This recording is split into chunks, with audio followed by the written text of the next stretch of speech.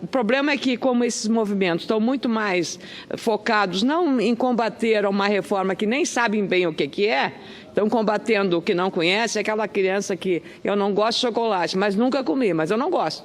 Então é mais ou menos um pouco dessa manifestação que ela tem um caráter eminentemente político, ideológico e menos dentro de um vínculo com a educação.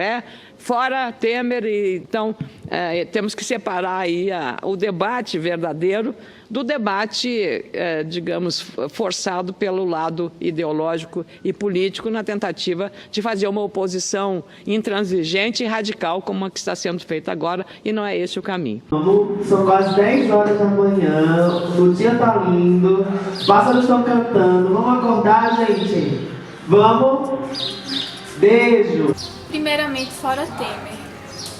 O que é que te motiva a ficar aqui? Por que é que você está aqui? Primeiro porque eu creio que nós não podemos retroceder. E nós estamos aqui para efetivar e lutar pela continuação dos nossos direitos. E por que é que eu tô aqui? Bem, eu tô aqui justamente por... Vamos começar no contexto histórico, né? Em 64, quando houve o golpe militar, e com ele veio a introdução do AI-5, foi retirado todo o direito do cidadão brasileiro, né? E a partir disso, houve diversas lutas populares, no qual a grande massa trabalhadora se unificou e foi para a rua lutar pelo seu direito. Direito que no qual foi conquistado através da redemocratização brasileira. Com o passar dos anos, hoje em 2006 no caso, como diante da luta de classe, eu como cidadão brasileiro, eu tenho o direito de cidadania. E a cidadania no caso vai ser o quê? E a cidadania tem que ser imposta por quem? Pelo Estado.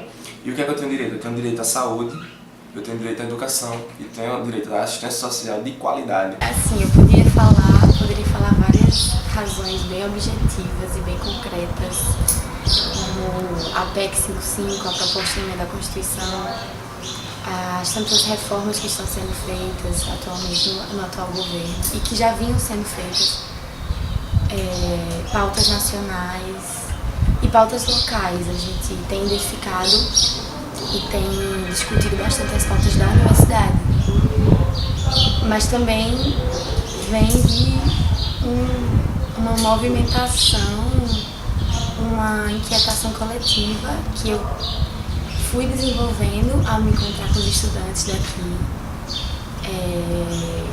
pelo fato de eu não participar de nenhuma movimentação antes, e eu venho descobrindo muito sobre essa questão de se movimentar e de estar aqui em coletivo, estar aqui discutindo além da PEC, além do óbvio. E o que é que a gente vê nos dias de hoje? A gente vê o sucateamento das universidades, porque no caso aqui no meu campo, o que é que eu vejo aqui? A gente tem pautas locais, como é que a gente em 2016, em pleno século XXI, a gente luta por iluminação, coisa que quando a gente chega aqui no campo tem um poste aceso e 4 apagados logo em seguida. Como é que eu tenho um RU que ele não funciona, ele já foi inaugurado e ele não funciona. Como é que eu tenho a casa do estudante e ela não funciona, né? Nisso aí a gente já vê todo o sucateamento. Na minha sala, por exemplo, nenhum ar-condicionado pega, mas você pode dizer: ô Gabriel, ar-condicionado é um bem de luxo, não é necessário para você estudar. Não, tudo bem. E quando um data show quebrar, uma cadeira quebrar, o birô quebrar, com essa introdução da PEC, vai haver um teto, vai haver um limite para gastos públicos, né? Então, se isso exceder, como é que eu vou ficar? Nós vimos percebendo uma construção social, nós temos uma análise política, uma análise social bem particular, que não é a análise política da maioria da sociedade, porque nós temos acesso a informações que as pessoas não têm, né? Há estudos das políticas educacionais primeiramente, né? Porque, por exemplo, eu e o João, nós somos do curso de pedagogia e a gente tem um vínculo ao estudo das políticas educacionais, do financiamento da educação. Então a educação, para mim, é o principal motivo de eu estar ocupando. É compreender quanto de desgaste, quanto de atropelo, quanto de fragilidade, quanto de retrocesso que a atual conjuntura com o golpe do Temer e com todas essas consequências, a escola sem partido, a reforma do ensino médio. A escola sem partido não foi sintetizada no governo dele, foi sistematizada antes, mas é pela mesma galera conservadora que não entende a educação e quer discutir a educação. E sabe, sem nenhum dos pedagogos, sem nenhum professor. As pessoas estão aqui e eu sinto que eu preciso fazer parte disso. E eu sinto que eu preciso estar aqui, que as pessoas precisam que eu esteja. É como se fosse uma necessidade de responder ao outro, de compartilhar. E eu estou aqui porque nesses 40 dias, cerca de 40 dias, eu venho aprendendo muito, assim. Eu venho aprendendo sobre a PEC, a gente discutiu bastante, a gente se aprofundou sobre ela, a gente vem discutindo o SUS, a educação pública, sociedade, a gente discute machismo, a gente discute racismo, a gente discute LGBTfobia, a gente discute mobilização estudantil, a gente discute papel social do estudante, a gente discute universidade. E viver isso vai muito além de discutir.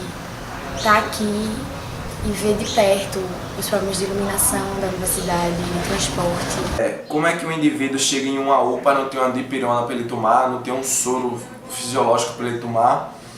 Então a gente vê aí, né, uma grande sabotagem do sistema, né? Exatamente. Então existe um contexto imenso, né, que não é de agora, inclusive, sobre a não prioridade da educação, sobre priorizar sempre o pagamento dos juros e da dívida pública.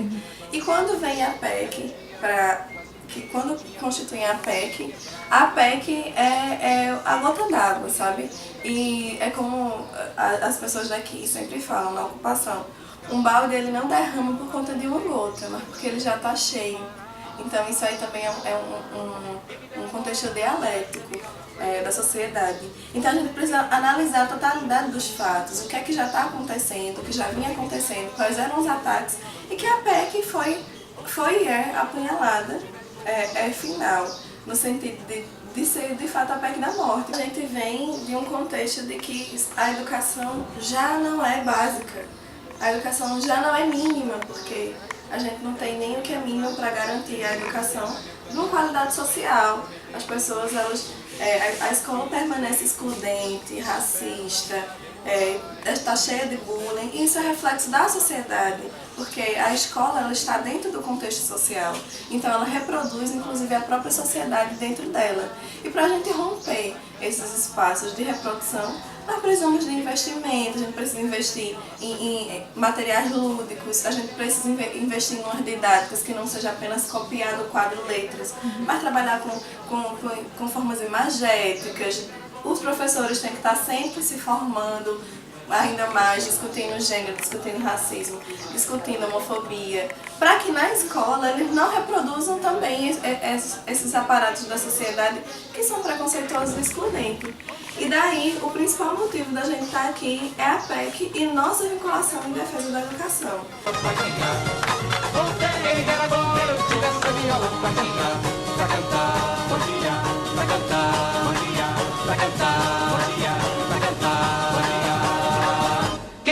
eu tivesse a viola pra cantar.